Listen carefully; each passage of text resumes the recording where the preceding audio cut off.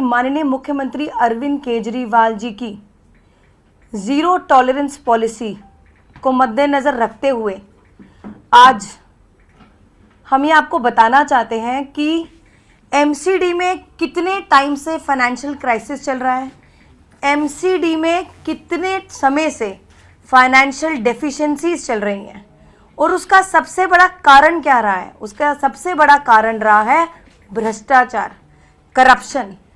और सबसे बड़ा डिपार्टमेंट है जो करप्शन में इन्वॉल्व है वो है हाउस टैक्स डिपार्टमेंट। मैं आपको आज बताना चाहती हूँ कि 2004 से एक सेल्फ असेसमेंट पॉलिसी शुरू हुई थी, जिसके अंतर्गत जो प्रॉपर्टी ओनर्स हैं वो खुद ही टैक्स कैलकुलेट करके एमसीडी को जमा करवाते रहे हैं। पर इस पॉलिसी के अंतर्गत हमेशा से एमसीडी को ज़रूरत थी हमेशा से ऑडिट कराने की। 10 से 15, 20, 25% तक ऑडिट कराना होता था ऐसी प्रॉपर्टीज़ का जिसका टैक्स सेल्फ असेसमेंट पॉलिसी के थ्रू आया हुआ था। बट ये बहुत ही दुर्भाग्यपूर्ण है कि एमसीडी हमेशा से ऐसी प्रॉपर्टी का ऑडिट कराने में असमर्थ रही। 10% भी ऐसी प्रॉपर्टीज़ का जो है ऑडिट नहीं हुआ और हमेशा से कोई ना कोई रीज़न दिया गया कि मैन पावर नहीं है, एम्प्लॉयज़ की कमी नहीं है, तो इसी वजह से ये ऑडिट पॉलिसी नहीं लागू हो पाई ठीक ढंग से।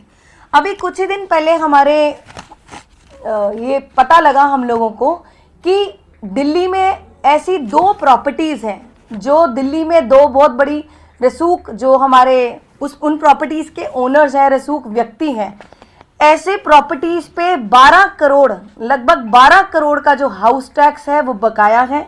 और इसी के मद्देनज़र हमने एमसीडी ने मैंने खुद यहाँ के जो एएनसी हैं उनको बुलाया और उनको बोला गया कि इन 2 प्रॉपर्टी ओनर्स को नोटिस दिया जाए और नोटिस में उनको बुलाया जाए और उनसे पूछा जाए कि जो उनका हाउस टैक्स की जो पूरी डिटेल है, उनकी जो प्रॉपर्टीज़ की पूरी डिटेल है आकर बताएं। तो एएनसी ने हमारे कहने पे नोटिस तो भेज दिया, पर वो दोनों प्रॉपर्टी ओनर्स यहाँ पर एमसीडी में आकर उन्होंने कुछ भी आकर अपनी डिटेल नहीं बताई और कोई भी एक्शन एएनसी कुणाल कश्यप जी उन्होंने आगे कोई भी एक्शन नहीं लिया।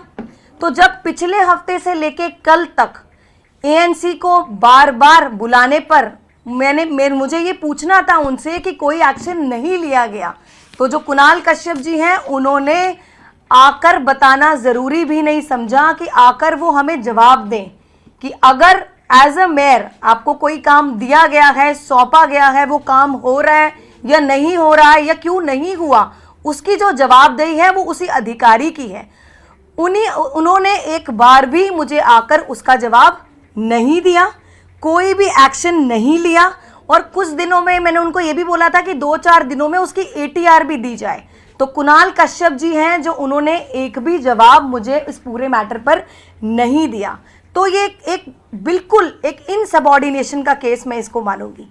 साथ ही आज ही कमिश्नर साहब को आज चिट्ठी लिखी गई है और कमिश्नर साहब को ये निर्देश दे दिए गए हैं कि ऐसे अधिकारी जो भ्रष्टाचार में खुद इन्वॉल्व हैं, ऐसे अधिकारी को एमसीडी से हटाया जाए और उनकी जगह एक ईमानदार अधिकारी को हाउस टैक्स डिपार्टमेंट में लगाया जाए।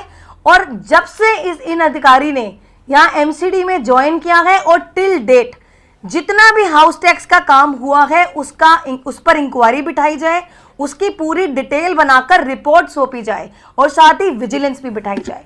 तो मैं बस यही कहना चाहती हूँ आपको, ऐसे अधिकारी अगर एमसीडी में होंगे तो कैसे नगर निगम का सुधार होगा।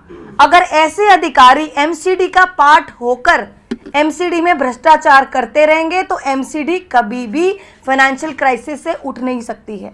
और साथ ही मैं ये भी कहना चाहती हूँ कि अगर पिछली सरकारों ने भी ऐसे ही केसेस में ईमानदारी से काम किया होता तो आज नगर निगम की ये हालात ना होते। आज जो नगर निगम के हालात इसीलिए हैं क्योंकि पिछली सरकारों ने भी कुछ नहीं करा, पिछली सरकारों ने भ्रष्टाचार के अलावा कुछ नहीं किया। ऐसे अधिकारी जिन्होंने भ्रष्टाचार किए उन पर भी कोई एक्शन नहीं लिया। साथ ही आज भी आम आदमी पार्टी की भी माननीय मुख्यमंत्री अरविंद केजरीवाल जी को जीरो जो टॉलरेंस पॉलिसी है, ऐसे किसी भी अधिकारी को नहीं छोड़ा जाएगा, नहीं बख्शा जाएगा जो ऐसे एमसीडी में अब भ्रष्टाचार करेगा। क्योंकि पहले के हालात और अब के हालात सेम नहीं है, अब चीजें बदल चुकी हैं, रिजिम बदल चुकी है। आम आदमी पार्टी जैसी ईमानदार सरकार अब नगर निगम में आ चुकी है, तो भ्रष्टाचार जो करेगा उसको बिल्कुल नहीं छोड़ा जाएगा।